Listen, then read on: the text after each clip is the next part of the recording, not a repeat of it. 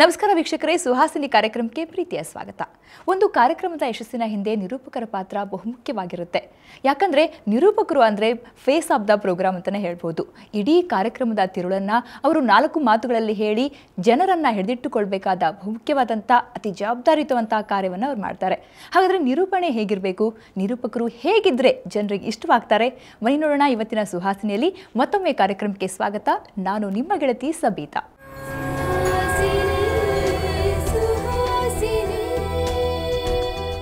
ನಿರೂಪಣೆ ಹೇಗಿದ್ರೆ ಜನರಿಗೆ ಇಷ್ಟವಾಗುತ್ತೆ, ನಿರೂಪಕರು ಹೇಗಿರಬೇಕು, ಈ ಬಗ್ಗೆ ಮಾತಾಡೋದಕ್ಕೆ ನಮ್ಮ ಜೊತೆ ಇಬ್ಬರು ಸೆಲೆಬ್ರಿಟಿ ನಿರೂಪಕರಿದ್ದಾರೆ. ಸೆಲೆಬ್ರಿಟಿ ಅಂದ ತಕ್ಷಣ ನಾನು ಹೇಳಿದೆ, ಇವರು ಬರೀ ನಿರೂಪಕರಲ್ಲ, ಇವರು ನಟನೆಯಲ್ಲೂ ಸಹ ಸೈ ಅನ್ಸ್ಕೊಂಡವರು. ಒಬ್ಬರು ಅಪರ್ಣಾ, ಮತ್ತೊಬ್ಬರು ಶ್ವೇತಾ ಚಂಗಪ್ಪ. ನಿಮಗೆಲ್ಲ ಗೊತ್ತಿರೋ ಹಾಗೆ ಇವರಿಬ್ಬರು ನಿಮಗೆಲ್ರಿಗೂ ಚಿರಪರಿಚಿತವಾಗಿರುವಂತಹ ಸೆಲೆಬ್ರಿಟಿಗಳು. ಹಾಗಾದರೆ ಬನ್ನಿ ಕಾರ್ಯಕ್ರಮ ಶುರು ಮಾಡೋಣ. ಶ್ವೇತಾ ಆ್ಯಂಡ್ ಅಪರ್ಣಾ ಮ್ಯಾಮ್, ಇಬ್ಬರಿಗೂ ಕಾರ್ಯಕ್ರಮಕ್ಕೆ ಸ್ವಾಗತ. ನಮಸ್ಕಾರ. ನಮಸ್ತೆ. ಮೊದಲನೇದಾಗಿ ನಿರೂಪಕರು ಅಂತ ಬಂದಾಗ ಹೇಗಿರಬೇಕು ನಿರೂಪಕರು, ಹೇಗಿದ್ರೆ ನಿರೂಪಣೆ ಜನರಿಗೆ ಇಷ್ಟ ಆಗುತ್ತೆ ಅಂತೀರಾ?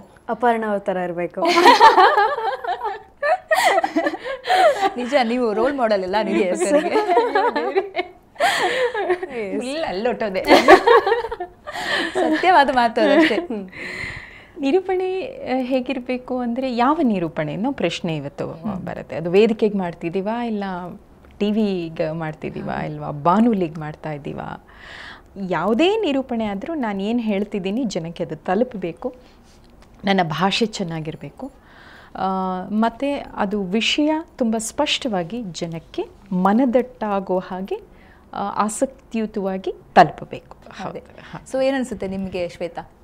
ಖಂಡಿತವಾಗ್ಲೂ ನಾನು ಮೊದಲೇ ಹೇಳಿದಾಗೆ ಇವ್ರ ಥರ ಇರಬೇಕು ಅಂತ ಹೇಳ್ತೀನಿ. ಯಾಕಂದರೆ ಸ್ಪಷ್ಟತೆ ಏನು ಹೇಳಿದ್ರು ಇವರು, ಭಾಷೆ ಆಗಿರ್ಬೋದು, ಆ ಒಂದು ಹೇಳೋ ರೀತಿ ಆಗಿರ್ಬೋದು, ಒಂದು ಚಿಕ್ಕ ಮಗುವಿನಿಂದ ಹಿಡಿದು ದೊಡ್ಡವರವರೆಗೂ ಖಂಡಿತವಾಗ್ಲೂ ತಲುಪುತ್ತೆ ಇವ್ರು ಹೇಳೋದು. ಭಾಷಾ ಹಿಡಿತ ತುಂಬಾ ಮುಖ್ಯವಾಗಿರೋದಂತ ನಿರೂಪಣೆಯಲ್ಲಿ ನಿರೂಪಕರಿಗೆ. ಯಾಕಂದರೆ ಎಲ್ಲರೂ ಅವ್ರನ್ನ ಗಮನಿಸ್ತಾ ಇರ್ತಾರೆ, ಹೇಗೆ ಮಾತಾಡ್ತಾರೆ ಏನು ಅಂತ. ಸೊ ಭಾಷಾ ಹಿಡಿತ ಅಂದರೆ ಭಾಷೆ ಎಷ್ಟು ಹೆಂಗಿರಬೇಕು ಅಂತ ನಿರೂಪಕರಿಗೆ ಹಿಡಿತ ಹೇಗಿರ್ಬೇಕು ಗೊತ್ತಿರಬೇಕು ಅವ್ರಿಗೆ. ಅಂದರೆ ಈಗ ಎಷ್ಟು ಮುಖ್ಯವಾಗುತ್ತೆ ಅಂತ. ಭಾಷೆ ಅಂದರೆ ಈಗ ನಮ್ಮಲ್ಲಿ ಏನಾಗ್ಬಿಟ್ಟಿದೆ ಅಂದರೆ, ಭಾಷೆ ಅಂದ ತಕ್ಷಣ ಅದೇನೋ ಅದು ಕಬ್ಬಣದ ಕಡಲೆ, ಅದು ತುಂಬ ಏನೇನೋ ಪದಗಳು ಅಂದರೆ ಅದಪ್ಪ ಹೆಂಗೆ. ಸರಳವಾಗಿ, ನೇರವಾಗಿ, ಸ್ಪಷ್ಟವಾಗಿ ಅಲ್ವಾ? ಈಗ ನಾನೇ ನಿರೂಪಣೆ ಮಾಡುವಂತಹ ಸಂದರ್ಭದಲ್ಲಿ ಒಂದಿಷ್ಟು ಭಾಷೆನ ಹೆಚ್ಚಾಗಿ ಬೇರೆ ಬೇರೆ ಪದಗಳ ಬಳಕೆ ಮಾಡಿ ಜನಕ್ಕೆ ಯಾಕೆ ತಲುಪಿಸೋಕ್ಕಾಗಲ್ಲ ಅನ್ನೋ ಒಂದು ಪ್ರಯತ್ನ ನಾನು ಸುಮಾರು ಸತಿ ಮಾಡ್ತೀನಿ. ಈಗ ಇದೇನೋ ಈ ಕಾರ್ಯಕ್ರಮವನ್ನು ಇವರು ಏರ್ಪಡಿಸಿದ್ದಾರೆ ಅಂತ ಹೇಳೋದನ್ನು ನಾನು ಈ ಕಾರ್ಯಕ್ರಮ ಇವರಿಂದ ಆಯೋಜಿಸಲ್ಪಟ್ಟಿದೆ ಅಂತ ಯಾಕೆ ಹೇಳಬಾರ್ದು? ಆಯೋಜನೆ ಅನ್ನುವಂಥ ಒಂದು ಪದ ತಲುಪಲಿ ಅನ್ನೋ ದೃಷ್ಟಿಯಿಂದ ಯೋಚನೆ ಮಾಡ್ತೀನಿ. ಅದು ಖಂಡಿತ ಕಬ್ಬಣದ ಕಡಲೆ ಅಲ್ಲ. ಆಮೇಲೆ ವೈಯಕ್ತಿಕವಾಗಿ ನನಗಿರೋ ಒಂದು ಅಭಿಪ್ರಾಯ, ಇಂಗ್ಲೀಷು ಬೆರೆಸದೆ ಕನ್ನಡವನ್ನು ಸರಳವಾಗಿ, ಸ್ಪಷ್ಟವಾಗಿ, ನೇರವಾಗಿ ಖಂಡಿತ ಮಾತಾಡಬಹುದು.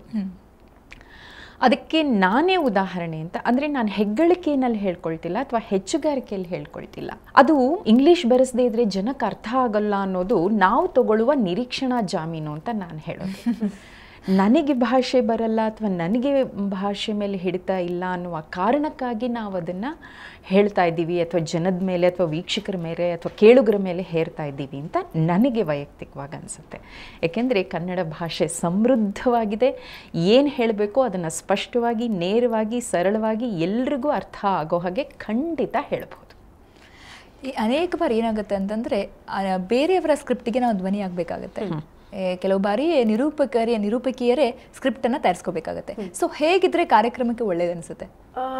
ಎರಡೂ ಇರಬೇಕು ಅಂತ ಅನಿಸುತ್ತೆ ಸಬಿತಾ. ಬಿಕಾಸ್ ಸ್ಕ್ರಿಪ್ಟ್ ಕೊಟ್ಟಿದ್ರು ನಾವು ಸ್ಕ್ರಿಪ್ಟ್ ಮೇಲೆ ಏನಾಗ್ಬೋದು ಅದನ್ನೆಲ್ಲ ನಾವು ತಯಾರು ಮಾಡ್ಕೋಬೋದು. ಹಾಗೆ ಲೈವ್ ನಾವು ಸ್ಪಾಂಟೇನಿಯಸ್ ಆಗಿ ಎಷ್ಟು ಚೆನ್ನಾಗಿ ಅದನ್ನು ನಾವು ನಡೆಸ್ಕೊಂಡು ಹೋಗ್ಬೋದು ಕಾರ್ಯಕ್ರಮ, ಇದ್ರ ಮೇಲೂ ಡಿಪೆಂಡ್ ಆಗುತ್ತೆ. ಸೊ ಎರಡೂ ಈಕ್ವಲಿ ಇಂಪಾರ್ಟೆಂಟ್ ನನ್ನ ಪ್ರಕಾರ.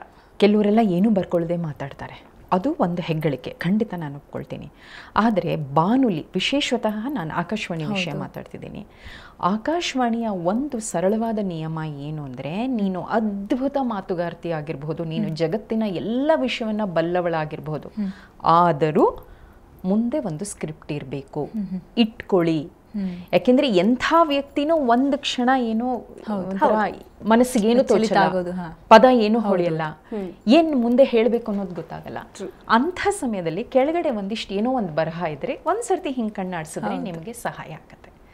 ಹಾಗಾಗಿ ಇನ್ನೊಂದು ಏನು ಕೊಟ್ಟಿದ್ದಾರೋ ಅದನ್ನ ಮಾತ್ರ ನಾ ಹೇಳ್ತೀನಿ. ಶ್ವೇತಾ ಚಂಗಪ್ಪ ಹೀಗೆ ಇದು ಮಾಡ್ತಿದ್ದಾರೆ, ಅಪರ್ಣ ಹೀಗೆ ಮಾಡ್ತಿದ್ದಾರೆ ಅಂತಲೂ ಹೇಳೋಕ್ಕಾಗಲ್ಲ. ಯಾಕಂದರೆ ನಿಮಗೆ ಆ ಕ್ಷಣಕ್ಕೆ ಶ್ವೇತಾ ಕೊಡುವಂಥ ಉತ್ತರದಲ್ಲಿ ಇನ್ನೇನೋ ಹೊಳಿಬಹುದು ಪ್ರಶ್ನೆ. ಆ ಪ್ರಶ್ನೆ ಇಲ್ಲ ಅಂತ ನಾ ಹೇಳಲ್ಲ ಅಂತಲೂ ಹೇಳೋಕ್ಕಾಗಲ್ಲ.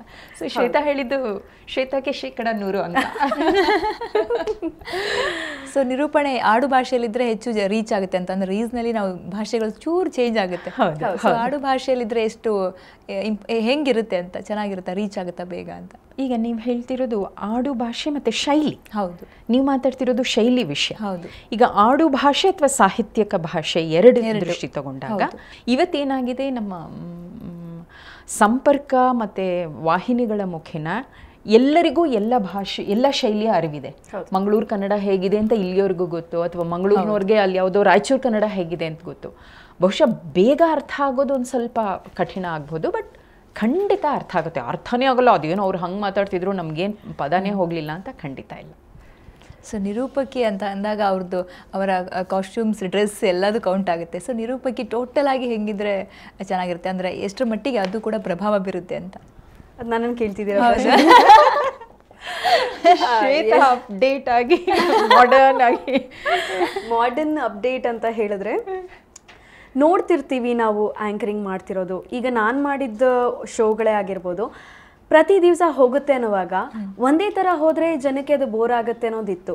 ಹಾಗೆ ನಾನು ಮಾಡಿದ ಪ್ರೋಗ್ರಾಮ್ ಹಿಂದೆ ತುಂಬ ಜನ ಮಾಡಿಬಿಟ್ಟಿದ್ರು.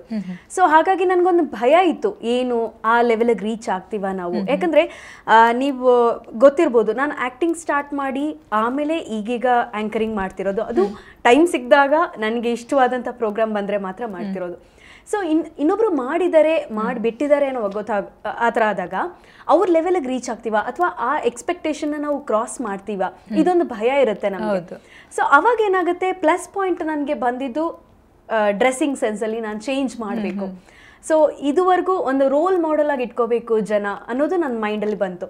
ಈಗ 2 ಸೀಸನ್ ನಾನು ಮಾಡ್ತಿರ್ಬೋದು ನನ್ನ ಪ್ರೋಗ್ರಾಮ್ನ.